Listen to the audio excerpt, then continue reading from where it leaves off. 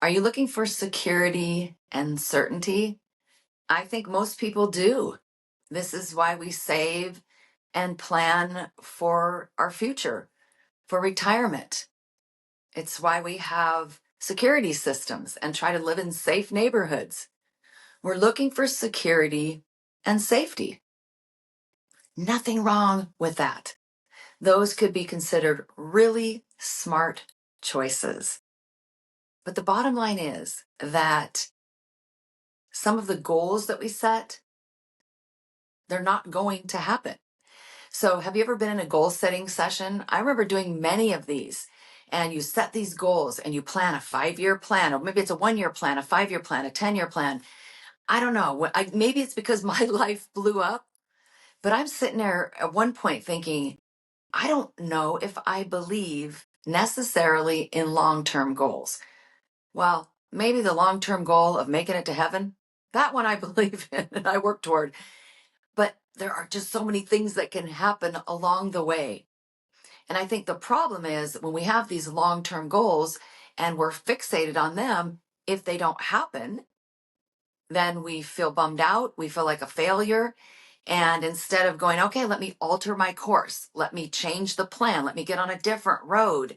Maybe things should look different now. Maybe the future is going to be different. And maybe that's okay.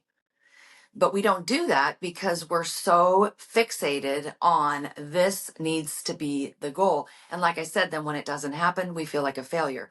Also, 5 years out can be a long way. The attention span of a flea, they say now, is more than that of a human being. So it can be hard for us to have these long-term goals. That's why I think short-term goals make a lot more sense. And you can build off of those short-term goals. But I also think that no matter what, we have to be careful. We have to be careful that we don't get stuck on any of our goals to the point where, like I said earlier, you just feel like a failure. And then you don't have any goals at all. I think really the key to the whole thing is that we're looking for certainty. We're thinking that if I do these things, then life should turn out this way. I mean, that's logical, right? And it seems like it is what is right. Boy, have I had this discussion with God a few times. Really? I'm trying to do the right thing, be a good person, help other people, do something that's very difficult to do, which is putting my heart out there, which was so weird for me because I have always been a very emotionally private person. And now I'm out there telling my life story out in public. It's very, very weird. So I've had these discussions with God where I'm going, why is this not working out? Why is that? I have all these roadblocks, and then I see all these other people that are just flourishing. I don't understand. I don't understand either. But what I'm trying to say really is that there's no such thing as total certainty. There's no such thing as 100% security. I don't know, whatever your spiritual beliefs are, they could be very different from mine. But I'll tell you one thing. There's evil in the world. And I think we can all agree on that, no matter where we think it's coming from. There's evil in the world. There are bad people. There are people out there to hurt other people, to harm people physically, financially. There are scammers out there and shysters. So, I mean, you can't run and hide in your house and lock your security system on and live that way. You can't live in fear of all of this. So I think that's one of the things that we're trying to do when we're trying to find security and we're trying to make our lives be more certain is we feel like it will make us feel less scared because the world is scary. The future is unknown. And that can put us in a situation we don't like that, right? We like control. So I don't know what your personality is. I don't consider myself the controlling type. Let's say we're going to go out for dinner. It's easy for me to say, oh, sure, that's fine. I'll go along with that place. Or if I'm on vacation, I'll go with the flow. I'm not controlling in that way, but I like my life to be in control. I like lists. I like to-do lists. In fact, I have been known to put things on my to-do list that I've already done for the satisfaction of crossing it off. right? So I like order in my life. If you come to my house, you will see almost always it is neat and tidy. It's clean. I like my toilets cleaned. I like, things to be put back where they belong. I like order. And I don't know if I'm just that way because I'm just that way, or if it's partially because my life was very chaotic as a child. And so that was one way my life had order. And I couldn't control the chaos in my life, right? That was being controlled by adults. But I could keep my room neat and tidy. I could do my homework. I could make sure all my, everything at school was all done right. I could make sure my clothes were in order. There were so few things that I had control over. And so it became, the environment, the things I could control. And I think a lot of people do that, right? That's our way of making us feel like we have some semblance of control over our lives. And then we realize something happens in our life and we realize, wow, my security was false. I like having money in the bank. We had a friend steal our savings. Yeah, never to be recovered. Should I call him an ex-friend? Probably. That hurt. It hurt bad because I liked that security. I liked knowing that there was this money there. And who wouldn't? We all feel that way. But sometimes certainty is a lie. We can be certain the sun's coming up. We can be certain it's going down tonight. We can be certain of gravity. There are some things we can be certain of, but most things we can't. Think about it. Even the weather, right? The weather report says it's a sunny day, and then all of a sudden in the afternoon you look up and you go, where did that black cloud come from, right? We don't have enough control over our lives to be sure they're certain or secure. So I think it's smart and important to do things that make our lives more secure and more sure, because it does give us a sense of peace. But then what happens when it falls apart? What happens when everything changes? When someone steals your savings? What happens when there's a medical report that's not good?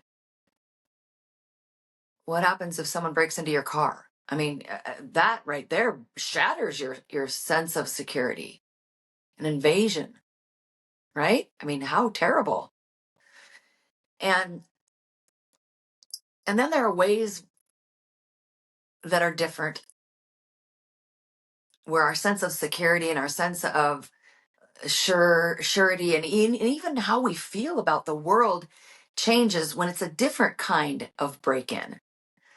Like, I like to say that the day I got the knock on the door from this young officer coming to tell us that Jamie had been murdered, it was like, it wasn't the beast knocking on my door, because I had gotten the beast at bay, right? The beast is whatever these things are in your life that have you down, right?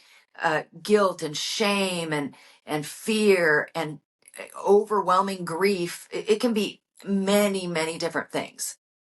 And the beast, by the way, our beasts don't come from God. So I'm battling this already, all these years.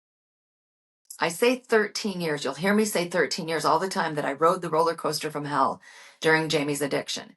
Her addiction was actually 15 years long, because the last couple years I'd gotten it together.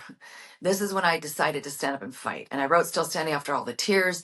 And I just started to get, I was going to say some control. Yeah. Try to get some control over my life, the parts of my life I could, right? What I think, what I say, what I do, and how I feel. I got control over that to a large degree. Thank God I did, because I don't know what would have happened when I got that knock on the door. So I was able to keep the beast at bay. I started to recognize him when he would come in and whisper in my ear, scream in my face, "You're a bad mom. You should be there for Jamie. You should be chasing after her." And so I had learned how to keep that beast from having me down on the mat any longer. But the day I got the knock on the door, that was not a knock from the beast. He broke my door down. It was a home invasion. That's how it felt. Maybe you can relate to that. When something emotional happens, you have a big loss. So I've been talking a lot in this episode about security and safety as it relates to your personal security, or having a financial plan, or having a security system, things like that. But what happens when the emotional security is gone? What happens when something like that happens, right? My daughter was murdered. Where does that leave me having any kind of feeling of certainty? And then we have a murder trial that right now, as I record this, it'll be 9 years in August that Jamie was killed, and we do not have justice yet. Thanks, California. Anyways, and so how do we feel about the justice system? So many things that happen in our lives can just shatter our sense of security and safety and certainty, and whatever goals and plans we have, they just kind of go up in flames. So I don't live in uncertainty anymore about Jamie. Jamie's with Jesus. I know where she is. I live with a hole in my heart, but that's a different story. But I live with uncertainty about what's going to happen with her murder. He was suddenly let out on bail after all these years a few months ago. Yeah, that's a whole nother story. He was beat up in jail because he's a terrible person and he's a troublemaker. And he ended up suing the county and made a bunch of money, and the taxpayers just gave him a free ride. No ankle bracelet, nothing. Well, the bail bondsman, I guess, put one on him, but not the court system. And so you can imagine how much uncertainty we feel every day. We don't know. Is he just going to get off? You never know what a jury's going to do. You don't have any idea how the whole thing is going to go. I wish it would hurry up and happen so I could get it behind me, because there is that sense of uncertainty, and I don't like it. Nobody likes it. We would all like to know the outcome. We would all like to know what's going to happen with this situation or this person. We'd all love to know the future. But nobody knows the future this side of heaven. I mean, not with any degree of certainty can anyone predict what's going to happen, even tomorrow. So we are clawing and clinging and grasping and trying to find security and certainty in a very uncertain and insecure world. Not secure world, insecure, unsecure. I feel like I should go get my dictionary out right now. You know what I mean? we live in a world that is so far outside of our control, but we're trying. And then sometimes you're just absolutely forced to say, wow, I have to live with this uncertainty. And how do I do it? How do I do it with any amount of peace? You know what you do, how you do it? It's all about courage. I talk about courage probably more than anything else, in case you haven't noticed. It's because without it, you're going to go under. Without it, the fear will overtake you. So here's the bottom line. Fear is real, and everyone feels it. Don't let anyone tell you that so-and-so is fearless. That is a lie. Maybe they're fearless in this one little part of their life, right? They have no fear climbing up the side of a mountain. But their life is not without fear. Everyone has it. And the beast, your beast, they're all going to keep coming at us. So there's only one antidote for fear, and it's courage. It's to build up those courage muscles to take on fear, to take on uncertainty, to say, okay, I don't know what in the world's going to happen in my future. Go ahead and make goals, but also make a commitment to yourself that if they don't turn out the way you want, You're still going to be okay. You're going to forge another path. You're going to stand strong another day. You are not going to allow this uncertain life to cause you to live in constant fear and apprehension and anxiety. That's no way for us to live. And I know it's not easy, my friend, because I'm doing it. I'm fighting the good fight every single day, but it is worth it. Choose courage every single time. Your life matters. So start living it courageously.